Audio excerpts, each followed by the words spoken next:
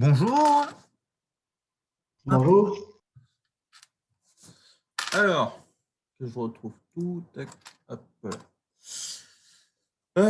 Donc, aujourd'hui, TD 2 de mécanique des fluides. Donc, on va avoir besoin, on voit que on a un système qui va être un peu similaire à ce qu'on a eu l'autre fois, sauf qu'on va rajouter quelques notions de système de pompage. Donc, le sujet, est-ce que vous l'avez bien sur Moodle que je vérifie? Mécafluid TD2, ouais, c'est bon, vous l'avez. Ok.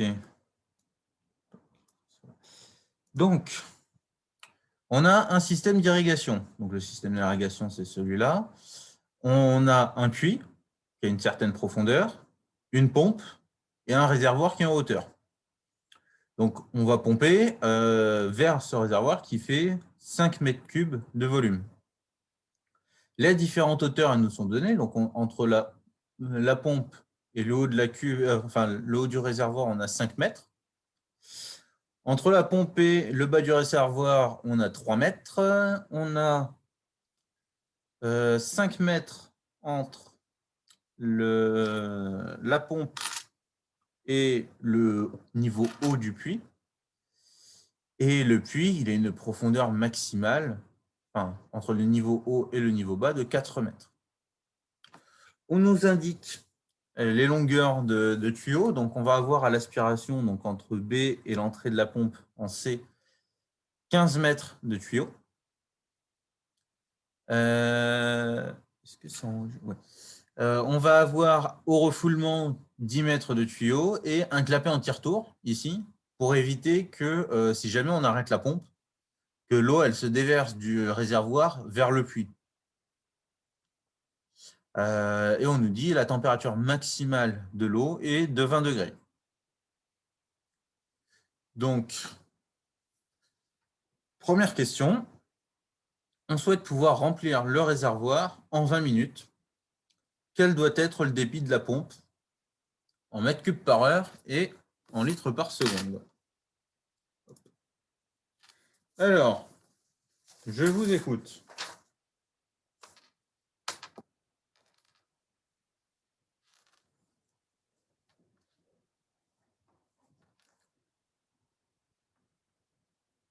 Déjà, quel est le volume qu'on veut remplir? 5 mètres cubes, non? Ouais, donc V égale 5 mètres cubes. On veut le remplir en combien de temps? 20 minutes. 20 minutes. Donc ça, delta T, c'est 20 minutes. Ça fait combien de secondes?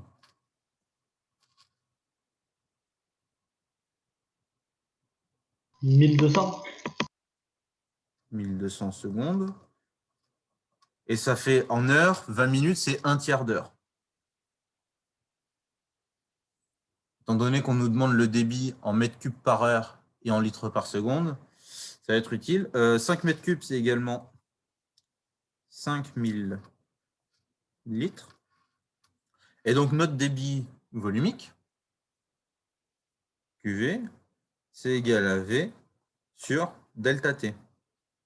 Et donc là, on a juste à remplacer V dans la bonne unité et delta T dans la bonne unité pour avoir le résultat. Donc en premier, on nous le demande en mètres cubes par heure. Donc ça va vous faire 5 sur 1 tiers. Ça va faire 5 fois 3. 15 mètres cubes par heure. Et c'est aussi égal à 5000 sur 1200. Donc là, ça dégage avec ça. Ça fait 50 sur 12. Et 50 sur 12, ça fait combien?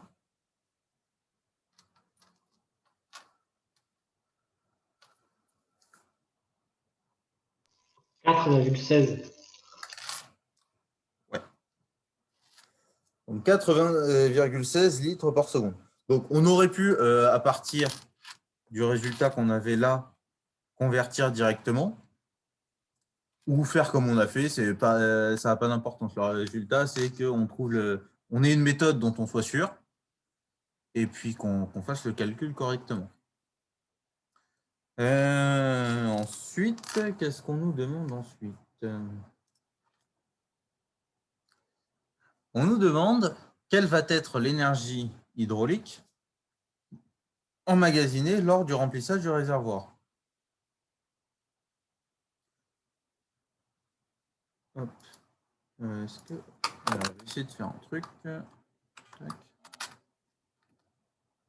Forme libre.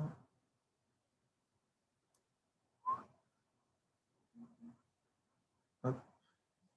Tac. Et si je le mets là. Oh, c'est pas très beau, mais ça fera l'affaire. Hop.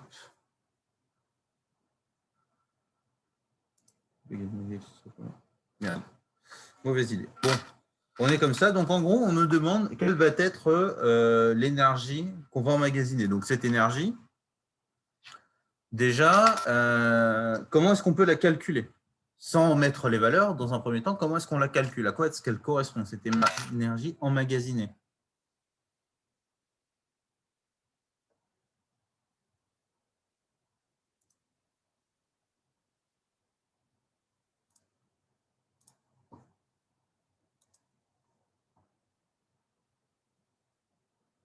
Quand on met une énergie enfin, une masse en hauteur comme ça, à quoi est-ce que ça pourrait correspondre?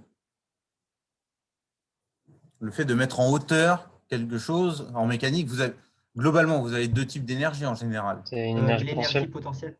Voilà, on a soit l'énergie cinétique, soit l'énergie potentielle. Étant donné que là, ce n'est pas du flux qui est mis en mouvement, donc c'est l'autre, c'est l'énergie potentielle. Donc c'est une énergie potentielle, donc E hydraulique, c'est égal à l'énergie potentielle, qui est égale à mgz. Et donc M, comme on ne le connaît pas, on va faire V fois ρ. Ça va nous donner M. C'est la même chose. Fois G fois Z. Alors la question après, ça va être de considérer l'énergie potentielle. Où est-ce qu'on la considère? Est-ce qu'on considère que le niveau 0, c'est-à-dire le plancher, là où on se trouve, est-ce que c'est ici, en bas du puits, Z égale 0, ou alors on va le mettre ici? Selon vous, c'est où? Au niveau de la pompe ou au niveau du fond du puits? Au fond du puits. Du fond du puits. Alors, ça dépend où est-ce que en fait, on va vouloir après déverser l'eau.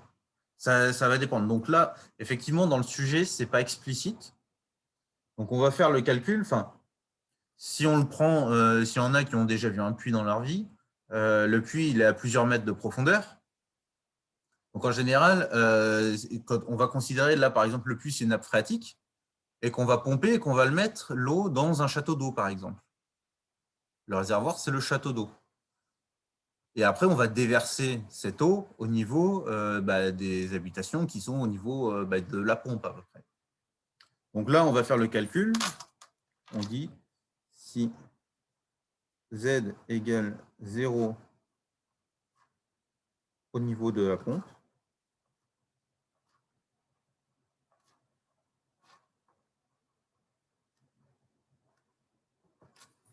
alors on a l'énergie hydraulique qui est égale à V fois ρ fois G, et la hauteur, c'est H1. Ça fait 5 fois 1000 fois 9,81 fois 5.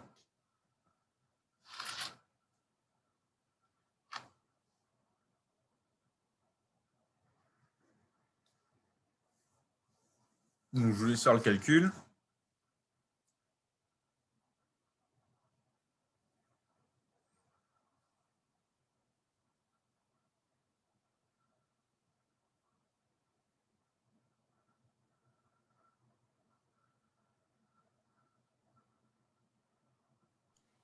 Et 245 250 245 000. Et l'unité, c'est quoi? joules. Ouais. Donc, on va mettre 245 kilojoules. Donc là, le calcul, bon, je vous dis, moi, dans le cas, moi, je l'ai compris comme étant le niveau 0. C'est le niveau où on a la pompe. Après, en examen, vous auriez un truc qui est plus détaillé. Et si jamais vous avez vraiment une question, vous pouvez toujours demander à l'enseignant. Et on nous demande, est-ce que cette énergie qu'on a calculée là, est-ce que c'est la même que l'énergie électrique qui est absorbée par la pompe? Et si oui, pourquoi? Et sinon, pourquoi?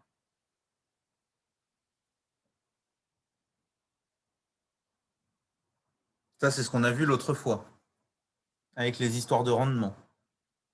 Est-ce que notre pompe, elle va avoir la même énergie que l'énergie hydraulique? Elle va consommer la même quantité d'énergie, ou plus ou moins? On va en prendre plus. Elle va en avoir plus, parce qu'effectivement, on va avoir une question de rendement entre déjà le moteur de la pompe, il va avoir un certain rendement, et la pompe, elle va avoir un certain rendement de l'énergie mécanique vers l'énergie hydraulique. Donc, on va avoir l'énergie électrique de pompage qui va être strictement supérieure à l'énergie hydraulique.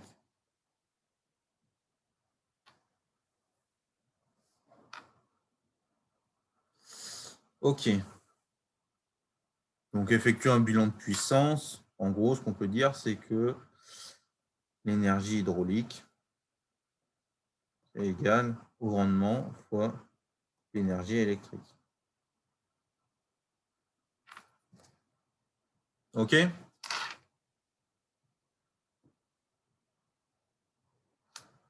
On est bon pour tout le monde là-dessus?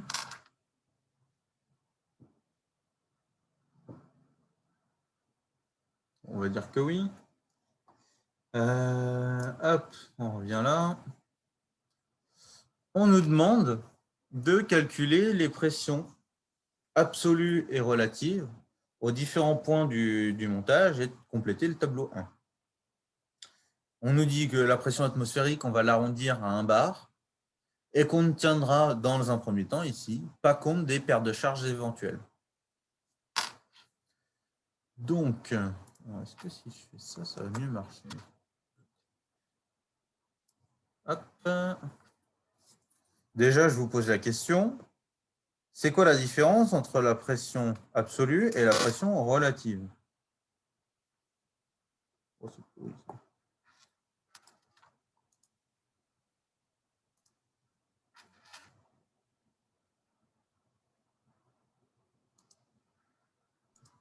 Je vous écoute. Hein.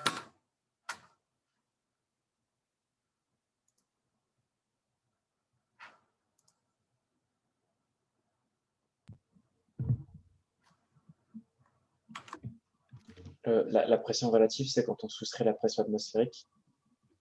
Exactement.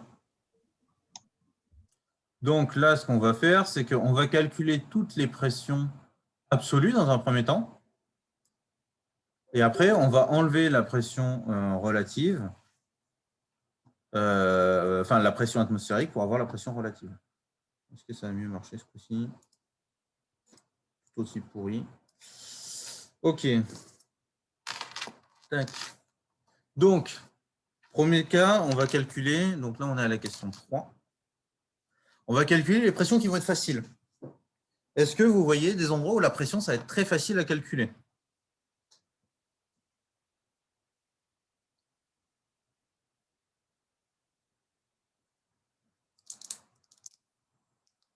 À la surface des réservoirs? Voilà, donc la pression en A et la pression en F, on est d'accord qu'on va avoir la même chose. Ça va être la pression atmosphérique.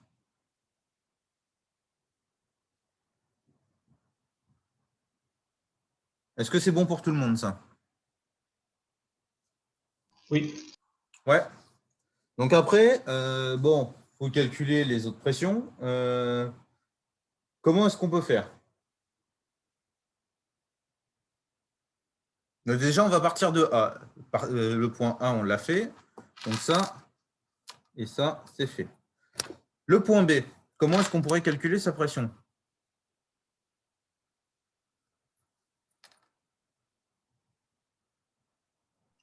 C'est la pression en A plus la colonne d'eau. Et la colonne d'eau, elle se calcule comment? C'est pareil. Euh, c'est MGZ aussi? Rho GZ, mais oui, c'est ça. RhoGZ, ouais, RhoGZ. Rho GZ. Et donc là, le Z qu'on a ici, c'est H4. Donc ça fait 1 plus... on va arrondir, hein, on va faire que la masse volumique de l'eau, c'est 1000. La gravité, c'est 10. Hein, ça fera des calculs plus simples. Donc ça fait 1000 fois 10, enfin, donc là du coup c'est 10 puissance 5. Donc 1000 fois 10, donc ça fait 10 000, 10 puissance 4, fois H4 qui fait 4 mètres. Donc ça fait 1,4 bar.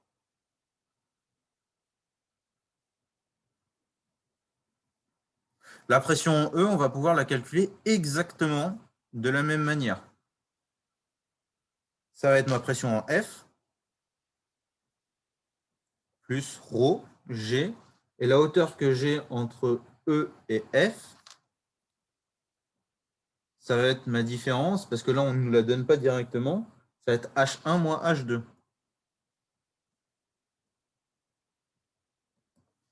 Donc ça va faire 10 puissance 5 plus 10 puissance 4. Donc H1, il fait 5, H2, il fait 3, donc x 2. Ça fait 1,2 bar.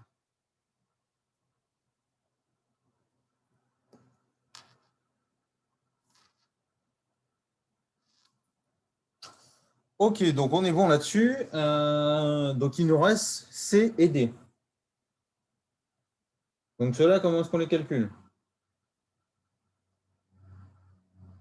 Est-ce qu'on va agir différemment? Est-ce qu'on a une raison d'agir différemment dans notre calcul?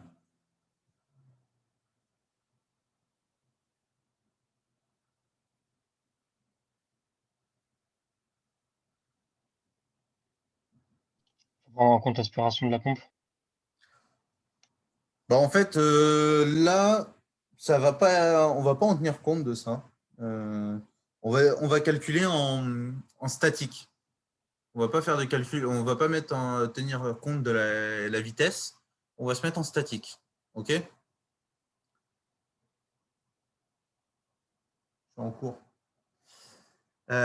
Donc, la pression en C, mercredi. Pression en C, ça va être égal à la pression en B. Plus ρ G. Et la hauteur qu'on a entre B et C, c'est... D'ailleurs, je dis plus, mais c'est pas plus. C'est moins ρ G H3 plus H4. Est-ce que vous comprenez pourquoi je mets le moins?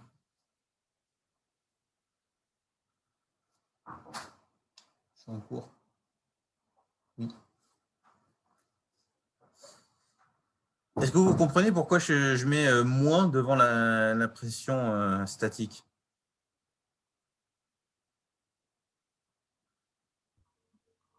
C'est parce qu'on remonte. Exactement, c'est parce qu'on est plus haut, donc la pression va être moindre. Donc du coup, on a PV, donc on a 1,4, pardon, fois 10 puissance 5, moins 10 puissance 4, facteur de H3 plus H4, ça fait 9. Et donc ça nous fait 0,5 bar. Ça, et puis en D, du coup, on va agir de la même manière. Donc ça va être la pression en E. Et ce coup-ci, on va avoir plus, parce que du coup, on va avoir tout le poids de la colonne d'eau entre E et D. Donc plus ρ G H2 est égal à 1,2 fois 10 puissance 5 plus 10 puissance 4 fois H2 3 est égal à 1,5 bar. Hop. Tac. Tac. Je vais réussir à faire un truc propre un jour. Hop.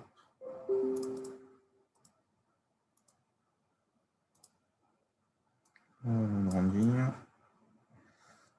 Hop là. Donc, Bah, si monsieur, on... là, Oui, excusez-moi, monsieur, là, on est d'accord que la pompe, elle fonctionne pas, elle a déjà tout pompé et il n'y a plus rien qui bouge. là voilà, en gros, on est à l'équilibre du système et on n'a pas de débit là. On n'a pas d'informations sur le débit, tout ça, donc on ne tient pas compte de la pression dynamique du 1,5 de Rho V carré. D'accord, ok. Ça, donc pression absolue en A, on a dit 1 bar, en B 1,4, en C 0,5, en D on a 1,5, en E on a 1,2 et en F on a 1. Et donc les pressions relatives, c'est ce qu'on a dit, pour passer de là à là, on fait moins 1 bar. Enfin, en vrai, c'est moins 1, moins PATM.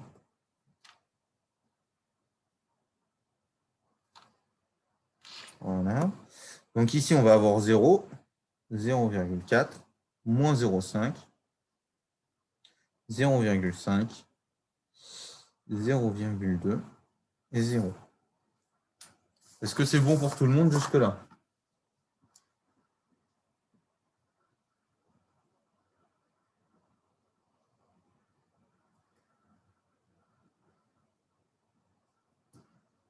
Bon, on va supposer que oui. Alors là, les Monsieur, questions, vous allez voir, ça va être un peu plus... ça va être beaucoup plus technique, la façon de travailler. Donc, on va travailler beaucoup moins avec du calcul. On va travailler plus méthode de technicien, si je puis dire. On va étudier des diagrammes.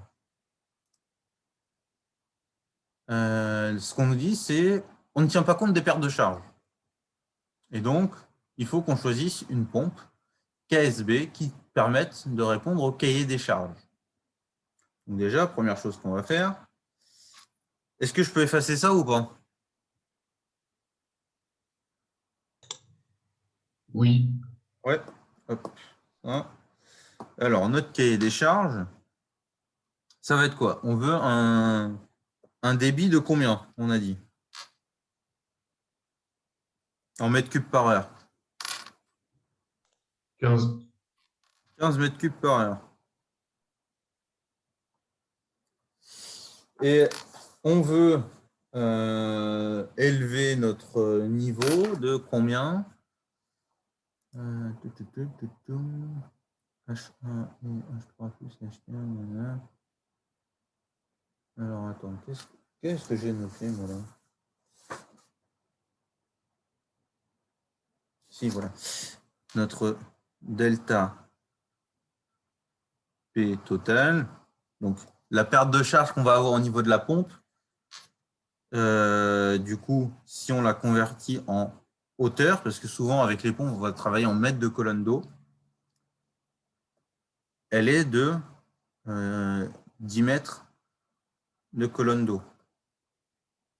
C'est, hop, si je reviens, en gros, ça correspond ici à P en D moins P en C. Ça nous fait 1 bar. OK? Donc là, hop, il va falloir qu'on aille chercher dans les diagrammes. Alors, tac. Que je fasse ça proprement, qu'on y voit tous quelque chose.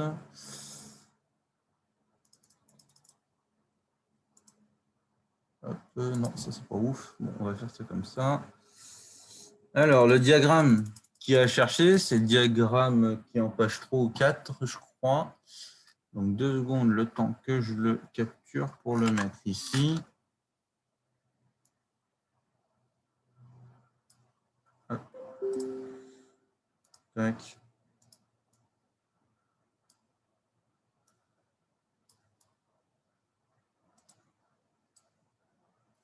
Voilà. Donc, sur notre diagramme, il va falloir qu'on cherche. Donc, on a en fait un diagramme qui nous donne ici, on a les hauteurs manométriques. En bas, on a les débits. Et donc, notre cahier des charges, c'est un débit et une hauteur. Donc, il va falloir qu'on cherche le point de, enfin, la pompe qui correspond à notre point de fonctionnement. Donc, j'ai dit qu'il me fallait 10 mètres de colonne d'eau. Donc, 10 mètres, je vais me situer ici. On va peut-être mettre un trait plus gros. Hop.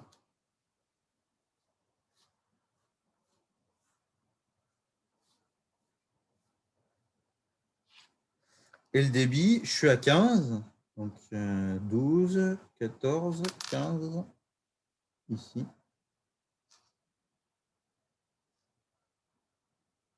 OK. Et donc, ça correspond à cette zone-là. On va faire autrement.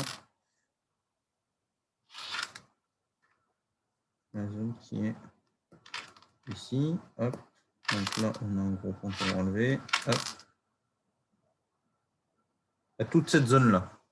Donc, la pompe qu'on va avoir besoin, c'est la pompe référence 32-200. Est-ce que c'est clair pour tout le monde la façon dont on a fait là? Monsieur, c'est quoi l'échelle qui est tout en bas? Alors, tu vas avoir plusieurs échelles en fonction des unités que tu vas avoir. Si tu regardes en bas, nous, on a pris l'échelle des mètres cubes par heure. On aurait pu chercher aussi sur l'échelle des litres par seconde. Ah oui, d'accord. Par Ok. seconde, on avait trouvé 4,16. Si tu regardes, notre 15, il correspond bien ici à peu près 4,16. D'accord. Et en haut, tu as les unités, comment ça s'appelle? Impériales. Donc, tu as les gallons anglais, les gallons américains. Et là, tu as des pieds. Donc, en gros, c'est des diagrammes qui sont faits pour être utilisés dans tous les systèmes de mesure qu'on a, qui existent. D'accord, oui. Donc, c'est bon pour tout le monde? Monsieur, vous pouvez réexpliquer comment vous avez eu le 10 mètres de colonne d'eau? Ouais, alors. Ma pompe, donc, elle se situe entre C et D. On est d'accord?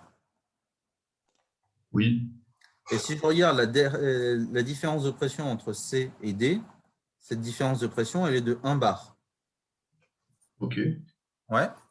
Et Ouais. 1 bar, je sais que si je transforme mon delta P en delta HCD, donc ça c'est égal à 10 puissance 5 Pascal. Rho Gz, donc ça fait sur Rho G. Donc ça fait delta PCD sur Rho G. Et ça nous fait 10 puissance 5 sur Rho 1000. G, on va dire à peu près 10. Donc 10 puissance 4. Et ça nous fait 10 mètres. OK? Ouais. On est bon tout le monde? Oui. Oui, c'est bon. Impeccable. Donc là, on sait notre pompe, la pompe qu'on va choisir. Donc ça, déjà, c'est fait. Hop, on va revenir remettre le sujet dans le bon sens, sinon on ne va pas s'en sortir.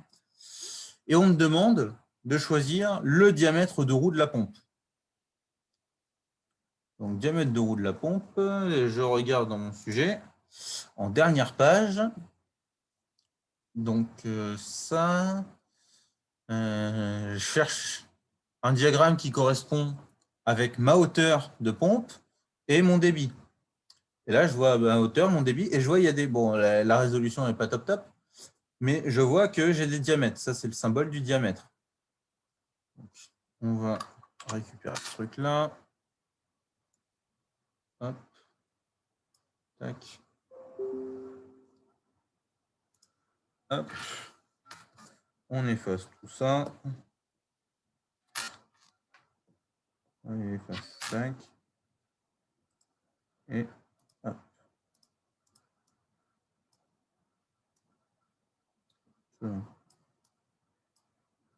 Un peu grand. Hop. OK. Donc, notre point, il est toujours à 15 mètres cubes par heure, donc sur ce trait-là.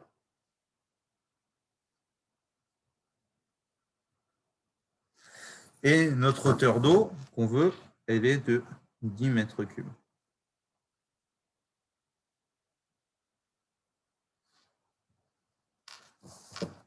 Alors, est-ce que je tombe pile poil sur une courbe? Non. Non. Donc, bon, visiblement, le point exact de fonctionnement que je veux, il n'existe pas. Donc, il va falloir que je choisisse un des deux cas, donc soit avec un diamètre de 181, soit de 166, soit de 196. Légitimement, vous allez vous dire, on va choisir lequel, à votre avis? 181. 181, effectivement, si on regarde, on n'a pas une très grande différence. Si on se met ici, on aura une hauteur manométrique qui sera à peine plus supérieure, donc on doit être à 10,3, je pense, un truc comme ça à peu près. Donc, on serait sur un point qui est pas mal, parce que c'est vrai que si on se mettait sur le 166, on n'aurait pas suffisamment de hauteur d'eau. Sachant que là, ce n'est pas le cas ici, mais vous vous doutez bien que plus le diamètre de la roue va être important, plus le coût de la pompe va l'être aussi. Donc, il faut toujours un petit peu prendre au-dessus, mais il faut toujours faire attention à ne pas prendre trop au-dessus non plus pour ne pas avoir des coûts qui explosent. Donc, le diamètre de la pompe, on va le prendre effectivement à 180. Qu'est-ce que j'ai de noté après? On va faire mon choix. Toc, toc, toc. Ah ouais. Parce que ce qu'on nous demande dans le sujet, c'est quel sera le débit réel de la pompe. C'est vrai que soit on va avoir une pompe qui va pousser un peu trop, et donc on va être sur ce point-là, soit, vu la façon dont le sujet est tourné, si vous regardez, quel sera le débit réel de la pompe? Ça veut dire que en fait, la variation, elle ne va pas être sur le débit, mais elle va être, elle va pas être sur la pression, mais elle va être sur le débit. Donc, on ne va pas se situer à cet endroit-là. On va se situer toujours au point de 10 mètres cubes d'eau. Et on va suivre la courbe et on va se situer ici, en vert.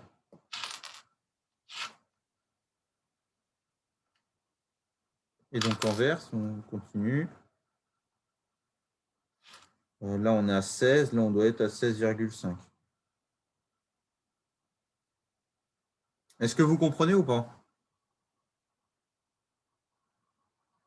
Oui. Ouais.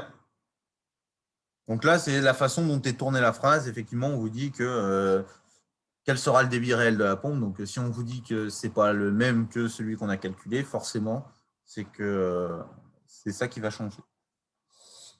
Ce qu'on nous dit, c'est qu'à partir de maintenant, on va prendre en compte les pertes de charge dans les tuyaux, les coudes, le clapet et la crépine. Donc, la crépine, c'est le système qu'on a. Hop. C'est le petit point qu'on a ici en B. Donc, ça permet d'éviter d'aspirer toutes les merdes qu'on va avoir dans le fond du puits. Ça, et on suppose que les pertes de la crépine sont égales à celles du clapet. Et on choisit des tuyaux dont le diamètre intérieur est de 60 mm et le diamètre extérieur est de 70 mm. Et donc, du coup, on va nous demander de calculer les pertes de charge au refoulement et à l'aspiration. Donc, on regarde dans les documentations qu'on a et on voit que on a un tableau de perte de charge. Donc, ce tableau de perte de charge, qu'est-ce qu'il nous dit? Donc, dans des tuyaux neufs en millimètres de colonne d'eau par mètre de tuyau. Donc, en fait, on a ici les diamètres de tuyaux. Là. Ici, à gauche, on a les débits de circulation en mètres cubes par heure. Et qu'est-ce qu'on nous dit?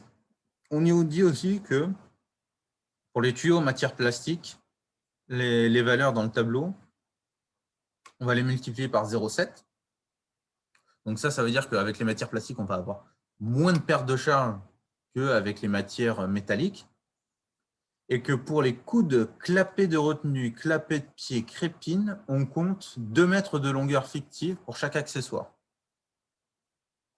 Donc, déjà, première chose, on va essayer de trouver où est-ce que se situe notre tuyau. Donc, hop, déjà, on est dans cette colonne-là, donc 60-70. Je descends jusqu'au 15 mètres cubes par heure et je vois que j'ai 79, sachant qu'on me dit que cette perte de charge, elle est en millimètres de colonne d'eau par mètre de tuyau. Donc, on revient ici. On est à la question 6. Et on me dit que mes pertes de charge linéiques, elles sont de 79 mm de colonne d'eau par mètre. Donc, c'est à partir de ça que je vais calculer mes différentes pertes de charge. Donc, au début, on me dit les pertes de charge au refoulement. Donc, mes pertes de charge au refoulement, on va regarder le sujet et on va compter les accessoires. Donc, ce que je vois, c'est que en accessoires, qu'est-ce que j'ai? Hop. Donc, je vais vous laisser me dire qu'est-ce que je peux avoir comme perte de charge au refoulement. Donc, entre D et F.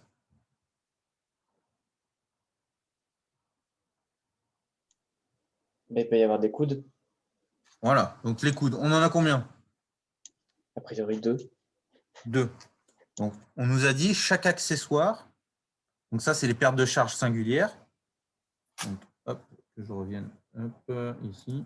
Donc, ça, c'est les pertes de charge singulières plus les pertes de charge linéiques.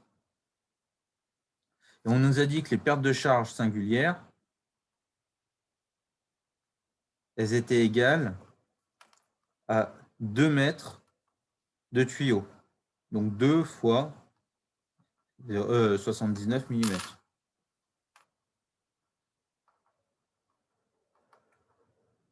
Ce qui nous fait... ouais, on va laisser ça comme ça. Hop. Donc, on nous a dit, déjà, on a 2 coudes. Donc, on va avoir le 2, c'est fois 0,79. 0,79, on va mettre en mètres cubes, en mètres de colonne d'eau directement. Facteur de 2 fois 2. Hop. Qu'est-ce qu'on a d'autre? Clapet. On a le clapet. Hop. Plus 2. Et est-ce qu'on a autre chose?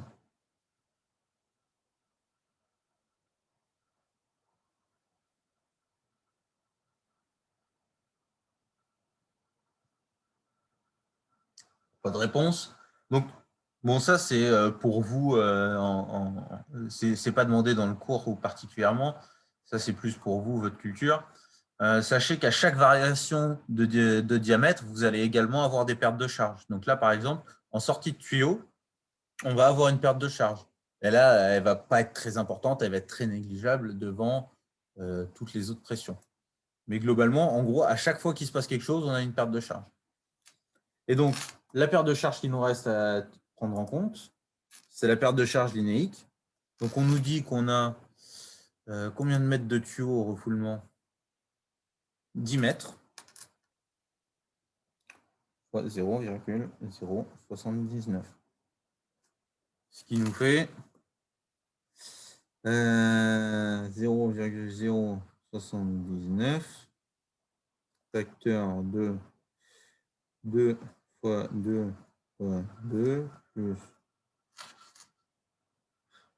Pourquoi j'ai mis 2 ici? Attendez, j'ai fait une boulette. Là.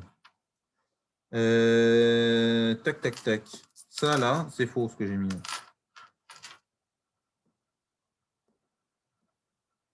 Ah. Ouais. Là, ça, le 2 qui est là, il est faux. Est-ce qu'il y en a qui ont compris pourquoi il est faux, mon 2 là?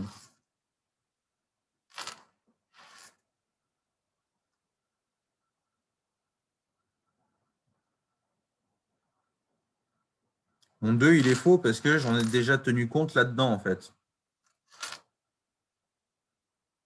J'ai compté 2 mètres fois 2 coudes plus 2 mètres fois un clapet. Donc, j'en avais déjà tenu compte. Donc, le 2 qui est là, il est faux. Ça, hop, plus 2, plus 10. Et donc, ça nous fait 4, 6, 16 fois 0,079. Et ça, je vous laisse me faire le calcul.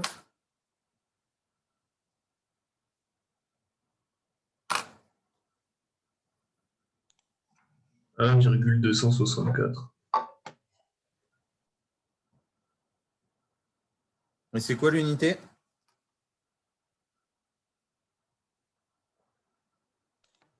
Mètre par colonne d'eau.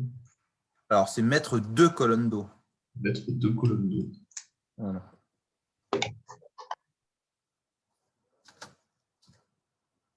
Alors, je ne sais pas si vous l'a dit en cours. Les pressions, donc là, on est en équivalent. Ce qu'on mesure, c'est des équivalents de pression, si vous voulez. Donc, on le met en mètre de colonne d'eau parce qu'on fait de l'hydraulique. Est-ce qu'il y en a qui ont des notions un petit peu de tout ce qui est médecine? Quand on prend la tension artérielle, est-ce qu'il y en a qui savent la tension artérielle, quand on vous la mesure en quoi comme unité? Vous avez toujours le médecin qui vous dit vous avez 12,4, vous avez 10,2. Mais est-ce que vous savez à quoi est-ce que ça correspond comme unité?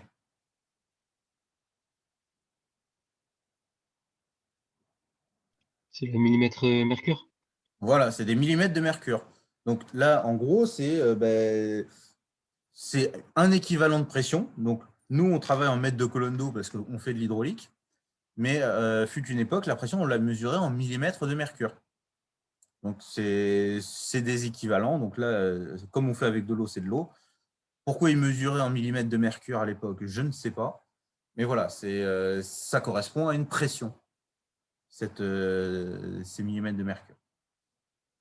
Donc ça, c'est dit. Question 7. Donc, on va avoir exactement le même type de calcul. On a 15 mètres de tuyau.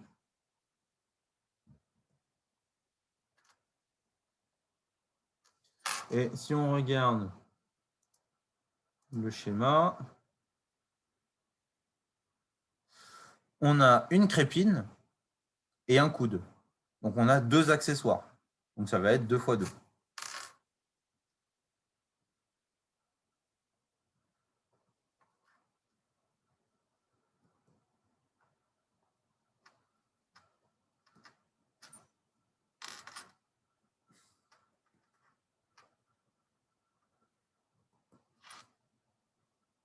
Je vous laisse faire le calcul.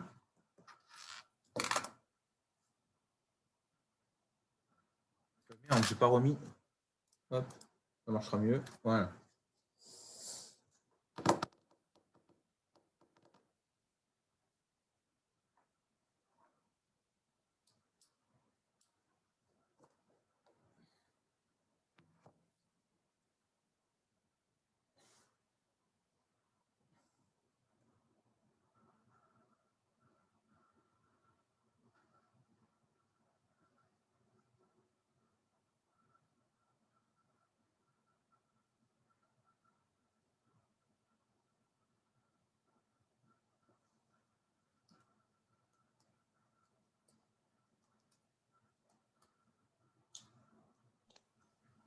1,500. Combien? 1,501. 501. Oui. OK. Alors, donc là, on a calculé toutes nos pertes de charge. On connaît la hauteur à apporter delta H avec la pompe. Et donc, question 8, on nous demande, est-ce que les choix effectués aux questions 4 et 5, donc à savoir la pompe et le diamètre de roue, est-ce que c'est toujours valable? Donc, tout à l'heure, on n'avait pas tenu compte des pertes de charge. On avait juste tenu compte de delta H. Sauf que ici, delta H total, c'est delta H plus les pertes de charge au refoulement plus perte de charge à l'aspiration.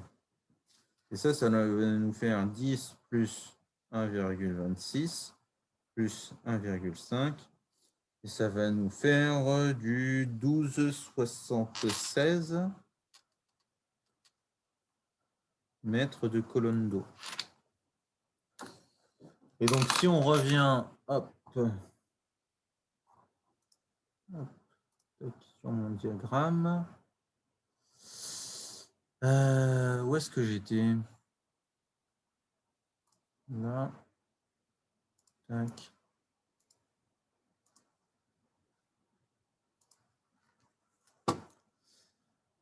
En termes de débit sur ma pompe, hop, allez, zoom. Hop. Si je me situe à 12,76 pour 15 mètres cubes, je suis vraiment à peu près là. Parce que là, on est à 12, 14, 16, 18. Donc, on est vrai. Si on est encore dans le tableau, dans la pompe, il semblerait qu'on soit vraiment en limite d'utilisation de la pompe. Donc, soit il faut utiliser une autre pompe, donc la 32-250 par exemple, soit on va vérifier avec les diamètres de roue.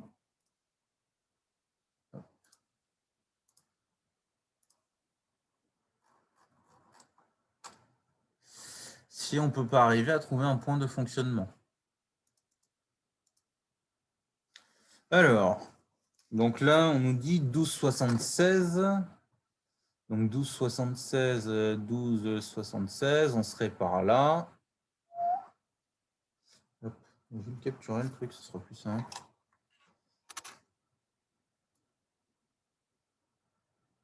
Hop. Tac. Ça, on efface. Allez, efface. Hop. Comme ça. Allez, abruti, va.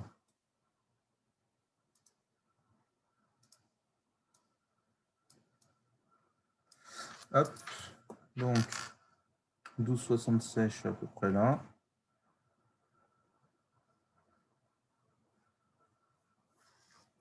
Et le 15 que j'avais tout à l'heure, que je voulais, il est à peu près là. Donc, mon point de fonctionnement voulu, il se situe là. Donc là, malheureusement, on est quand même un peu au-dessus comment ça s'appelle, du point qu'on voudrait avoir. Donc, par rapport à ce qu'on a notre pompe, on est peut-être un poil trop. Donc, là, malheureusement, changer la pompe et la roue, avec les données qu'on a, ce n'est pas suffisant, clairement. Donc, faut changer, faut forcément changer la pompe. La roue, ça ne suffit pas. Et donc, ce qu'on nous dit en question 9, c'est qu'il y a une autre technique. Hop, plutôt que de changer la pompe, c'est qu'on va passer sur un diamètre de tuyau différent. Vous avez dû le voir en cours quand il vous a expliqué les pertes de charge, M. Beaufils. Les pertes de charge sont en fonction du diamètre de la conduite. Et donc, forcément, si on augmente le diamètre de la conduite, les pertes de charge vont changer. Donc là, c'est ce qu'on va faire. On va calculer les pertes de charge pour des canalisations qui font 66-76. Donc, je regarde dans mon tableau. Donc 66,76 à 15 mètres cubes. J'ai une perte de charge équivalente de 34 mm de colonne d'eau. Merde. Hop. Pardon. Ici, 34 mm de colonne d'eau. Donc, ça dégage. On va calculer, donc on nous dit de recalculer nos pressions. Donc, on avait vu que la pression au refoulement, c'était égal à, en gros, c'était combien? C'était 16 mètres fois notre perte de charge équivalente. Donc ici, on a 0,034. La perte de charge à l'aspiration, on avait l'équivalent de 19 mètres.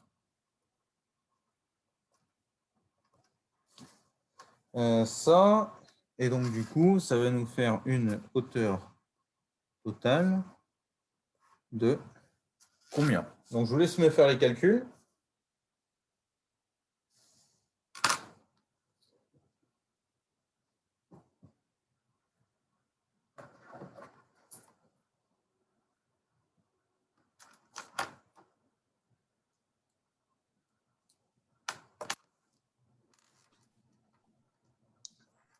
J'ai 0,544 pour le premier. Ouais. Et 0,646 pour le deuxième. Ok. 549, 0,646. Et ça nous fait combien au total? –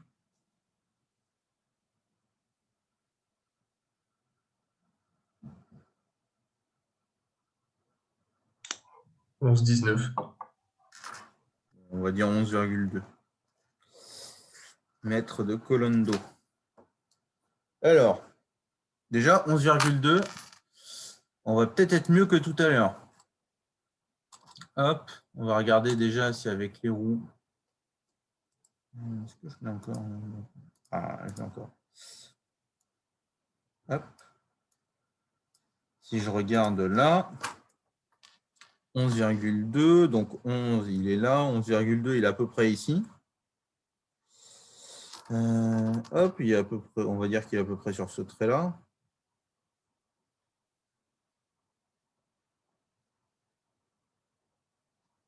Hop. Sachant que donc notre point de fonctionnement, il se situe ici.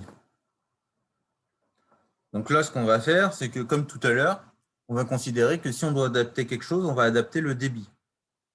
OK?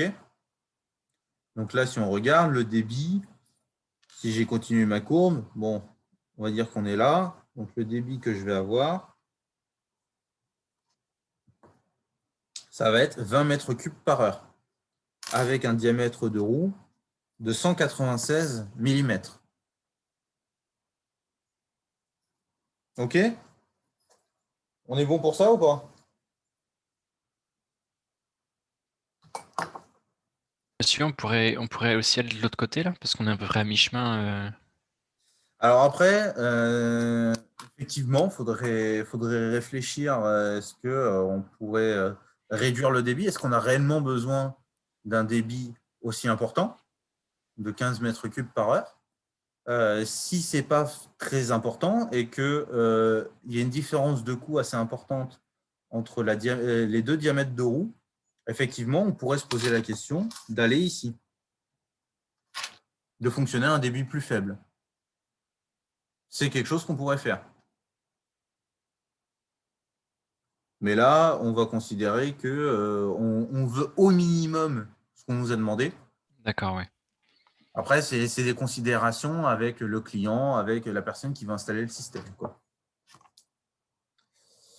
Donc, voilà. Donc là, on a fait notre choix de pompe. Donc, on va fonctionner à un débit de 20 mètres cubes par heure avec notre roue qui fait 196 mm. Question numéro 10. On nous demande, est-ce que la pompe va fonctionner sans cavitation? Et on nous dit qu'on prendra une marge de 50 cm de colonne d'eau. Alors, question numéro 10.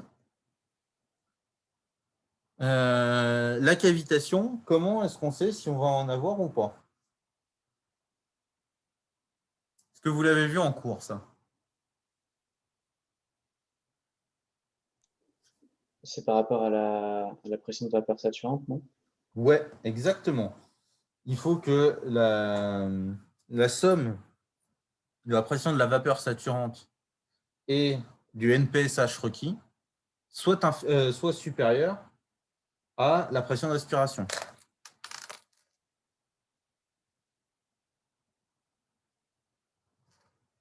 Inférieure à... attends, c'est l'inverse plutôt. Je dis n'importe quoi. Il faut que la pression d'aspiration soit supérieure à la pression de vapeur saturante plus NPSH requis pour éviter la cavitation.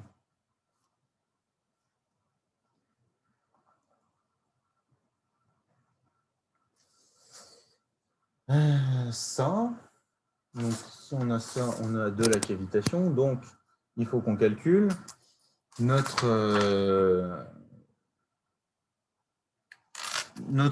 pression, enfin, il faut qu'on fasse le calcul, quoi. La pression d'aspiration, on la connaît, donc P-asp, c'est la pression qu'on a en C, c'est égal à 0,5 bar. Et on nous dit, donc ça, il faut que ce soit supérieur à P vapsat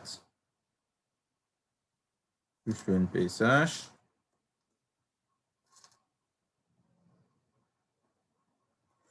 plus, on nous a dit, c'est combien? C'est 0,5 mètres de colonne d'eau, je crois, de marge. 0,5 mètres de colonne d'eau. Donc ça, c'est pour être sûr qu'on ne va pas avoir de problème. Donc la pression de vapeur saturante, est-ce qu'il y en a qui connaissent sa valeur à 20 degrés?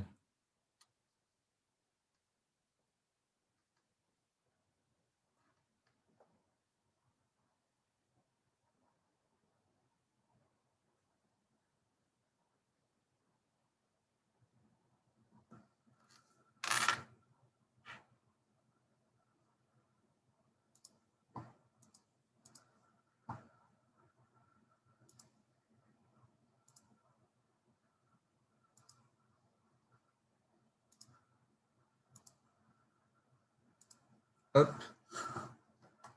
Notre ami Wikipédia, donc table des pressions de la vapeur saturante de l'eau en kilopascal. Donc 20 degrés, on a 23 kilopascal de pression saturante de l'eau. Pression de vapeur saturante de l'eau. Donc ça, c'est égal à, j'ai dit combien? 2,3 kg pascal. Donc ça fait 2300 pascal. Ça fait en bar, donc ça, il faut faire x 10 puissance moins 5. Ça fait 2,3 fois 10 puissance 3 fois 10 puissance moins 5. Ça nous fait 2,3 10 puissance moins 2 bar.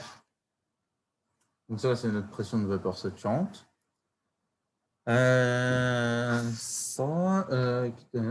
Bonjour. Ça, on va le convertir en... Oh ben non, c'est en bar, c'est bon. Et donc, du coup, il faut qu'on calcule notre NPSH. Le NPSH, que je retrouve mon sujet. Hop. Tac. Hop. Merde. Pas comme ça. Hop.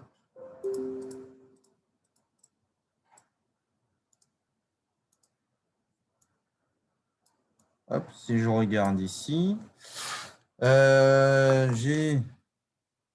Donc, les débits qu'on a en haut, là, vous n'en tenez pas compte. Hein. Les valeurs qui sont là, ça, vous en foutez. Hop. Qu'est-ce qu'on me disait comme hauteur, comme pression? Le NPSH. Alors, comment est-ce que je l'ai calculé, moi, mon NPSH? Le requis. Eh ben si. Je vous ai dit de la bêtise, là. Si je ne prends pas avec la partie qui va au-dessus, effectivement, sans le débit, ça ne marchera pas. Ça dégage et ça revient. Voilà. Donc, on a dit qu'on fonctionnait à 20 mètres cubes, donc ici, sur la diamètre de roue de 196 mm. Et donc, si je suis ici, je vais avoir 3 mètres de colonne d'eau en NPSH requis. Est-ce que c'est compris la façon dont on a travaillé là-dessus, là, sur le diagramme? Parce que là, je n'ai pas forcément été bien clair.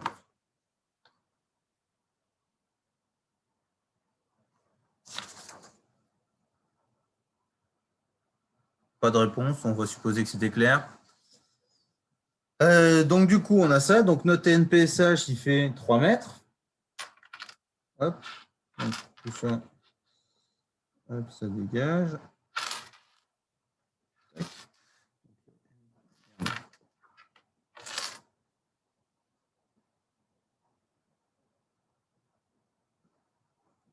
Égal à 3 mètres de colonne d'eau. Ça. Qu'est-ce qu'il me faut d'autre? Vous voulez qu'on fasse le calcul en bar ou en mètres de colonne d'eau? Parce que là, je vois que j'ai mis des mètres de colonne d'eau avec des barres, donc il faut que je fasse attention sur mon calcul à la fin.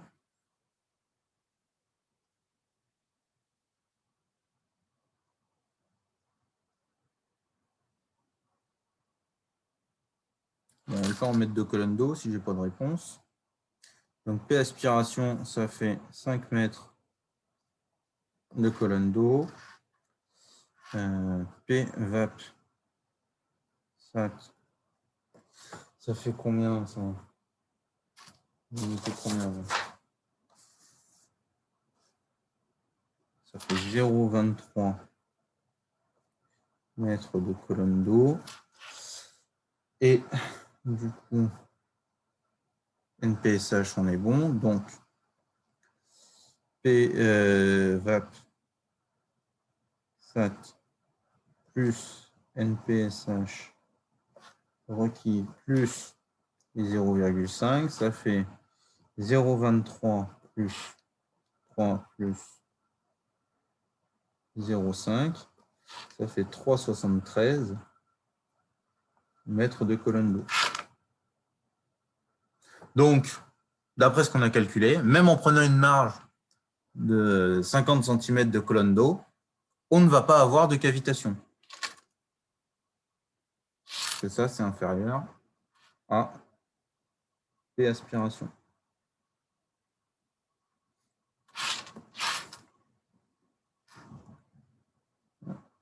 De cavitation. Qu'est-ce que c'est? Pas de cavitation. On est bon ou pas? Oui, c'est bon. Oui. Ok, donc ça, ok. Alors, qu'est-ce que j'ai après? Ça, pas de cavitation. Ok. Question suivante. On nous demande de déterminer la puissance électrique absorbée, la puissance apparente. On nous dit que le cos phi il est de 0,8 et le rendement global du système. Alors, ma puissance électrique, si je regarde toujours dans les diagrammes qu'on m'a donnés, j'ai un diagramme qui me donne en fonction du débit et du diamètre de roue la puissance électrique consommée. Donc là, je suis sur la route 196 à 20 mètres cubes. Et si je suis, tac, j'ai 1 kW de puissance électrique. Hop, Ah, voilà. Donc ça, première chose. Donc on a une puissance électrique de 1 kW. On va continuer à regarder sur le diagramme. Il y en a un autre qui nous donne une notion intéressante, ça va être le rendement. Non, c'est la question 11. Hop. Donc, que j'écrive. P est égal à 1 kW. Ensuite, état graphique, on va l'appeler. On va regarder à peu près combien il vaut. Donc, à 20 mètres cubes, au point qu'on avait dit, donc à peu près ici. Oh, merde. Là. J'espère que vous voyez ma souris. On a environ 60% de rendement. OK? À peu près à cet endroit-là, on a 60% de rendement. Donc, environ 60%. Ce 60%, on va aller le vérifier quand même. OK? Donc, on va l'appeler état analytique.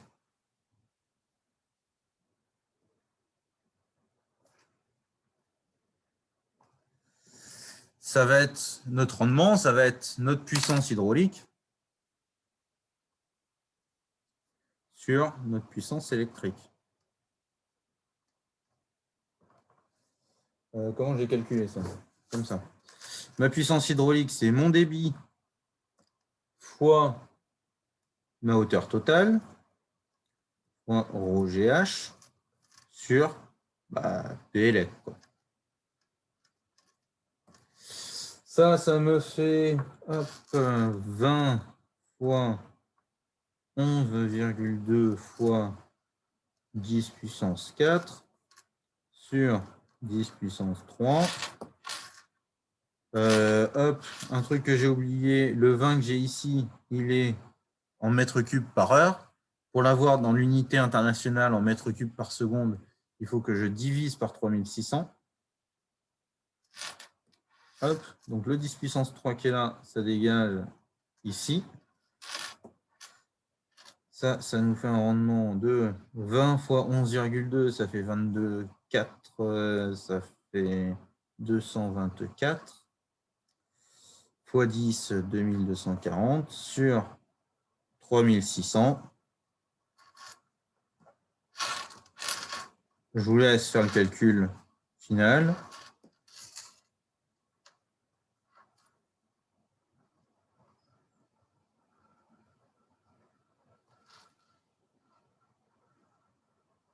Ça fait 62%. Voilà. Donc, on retrouve à peu près ce qu'on avait prévu. Donc là, les deux méthodes permettent de retrouver le même résultat, ce qui est quand même plutôt bon signe. Là, et après, on nous demande, ce rendement, bon, on est d'accord, c'est pas la folie. Hein. Comment est-ce qu'on pourrait faire pour l'améliorer? Est-ce qu'il y en a qui ont des idées sur comment est-ce qu'on pourra améliorer le rendement?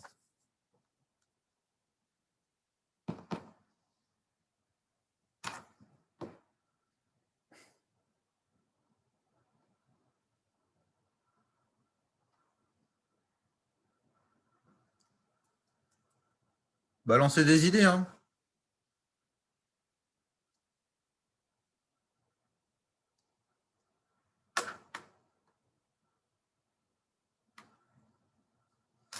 On va regarder, par exemple, on va revenir ici. Si je vous remontre ça.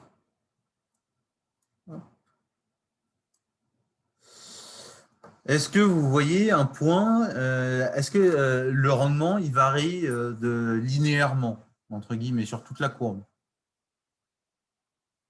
Sachant qu'on est sur le 196. Hein. Non. Vous voyez, on passe 40, 50, 57, 60, 61, 60. Donc, il semblerait qu'il y a un point optimal.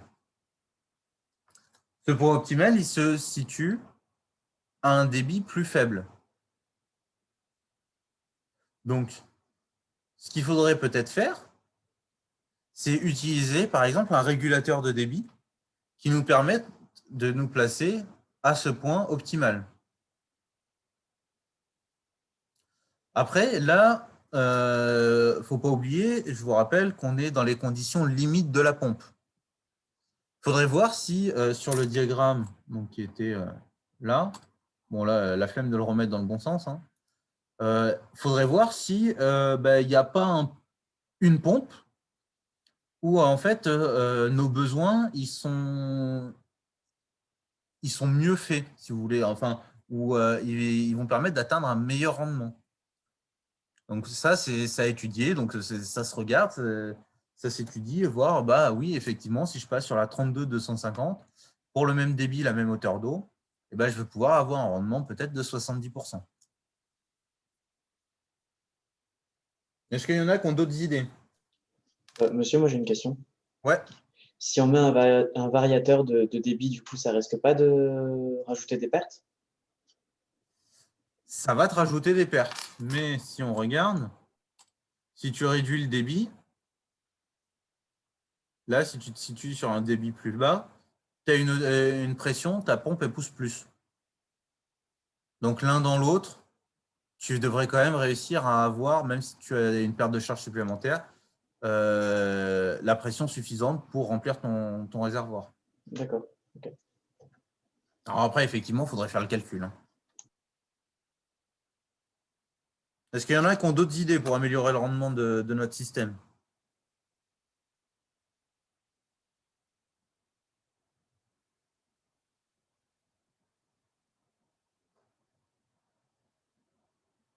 On peut pas mettre deux pompes en parallèle, deux pompes moins puissantes en parallèle ou en série, je sais pas.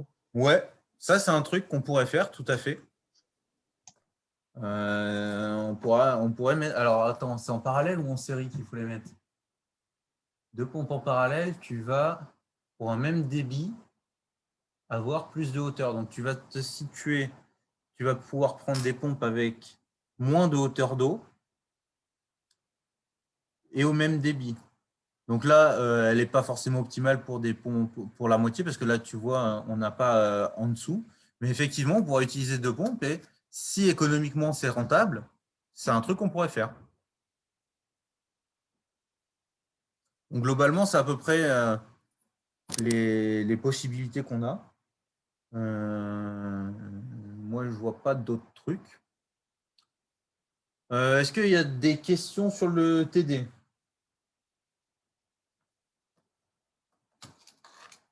Monsieur, ce graphe-là, il est valable pour toutes les pompes du coup? Non, il est valable pour les pompes que nous, on a eu.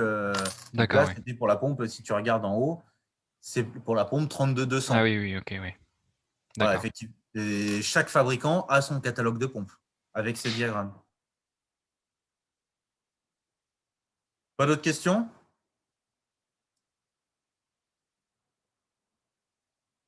Non. Bon, bah, si c'est bon pour tout le monde, c'est bon pour moi. Attendez, avant de partir,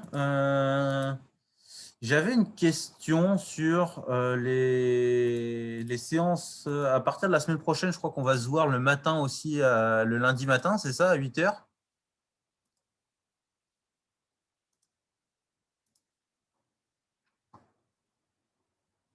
Hop, Monsieur, les emplois du temps, ils sont pas à jour. on pas à jour? Oui. Ah merde, donc je vais pas pouvoir faire ce que je voulais faire. Parce que j'avais cru voir que j'aille sur vous. Parce que j'avais l'impression que vous n'aviez pas forcément cours après, à chaque fois. Donc là, effectivement, vous avez cours après. Par exemple, la semaine du 19, alors, on en discutera la semaine prochaine en TD, du coup. Est-ce que ça pourrait être fait parce que je vous avoue que moi, commencer un TD à 8 h, ce n'est pas forcément mon délire. Et que si vous n'avez pas cours après, ça peut être intéressant qu'on décale le TD, par exemple, à 9 h plutôt que de le commencer à 8 h. Vous voyez ce que je veux dire? Oui, c'est une bonne idée. Ouais.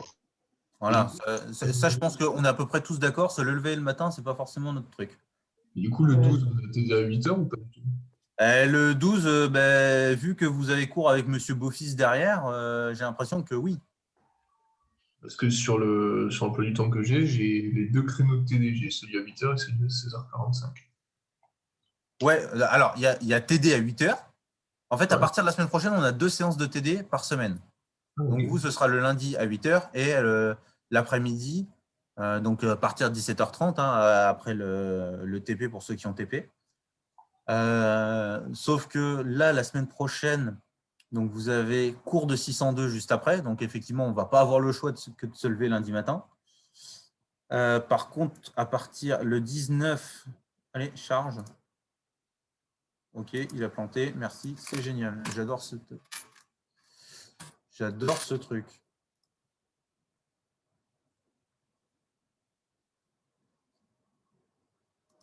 Alors, est-ce qu'il va réussir à recharger ou pas cet abruti? Bon, c'est un truc qu'on pourra discuter la semaine prochaine, mais je crois que il y a les 2 dernières séances du lundi matin, donc celle qui est le 19 et celle qui est au mois de mai. Donc le 19, là, vous n'avez rien après. La semaine d'après, c'est les vacances. Et au mois de mai, vous n'avez rien après. Donc, ce sera à voir, faire commencer le TD plus tard. Donc, il faudra que si vous avez des modifications d'emploi du temps, il faudra me le dire. Et lundi prochain, on en discutera, voir à quelle heure est-ce qu'on le commence. Je vous enverrai un mail. Je ne ferai pas de modification sur l'emploi du temps parce que je vais me faire engueuler si je dis que je commence le TD à une autre heure. On laissera sur l'emploi du temps comme c'est, mais par contre, nous, on le commencera à 9h. OK? D'accord, ouais. Ok. Ouais, ça marche. Ça marche. Bon, ben, bon après-midi et à lundi prochain. Merci, à lundi prochain. Merci à vous au revoir. aussi. Au revoir. Au revoir, merci. Merci.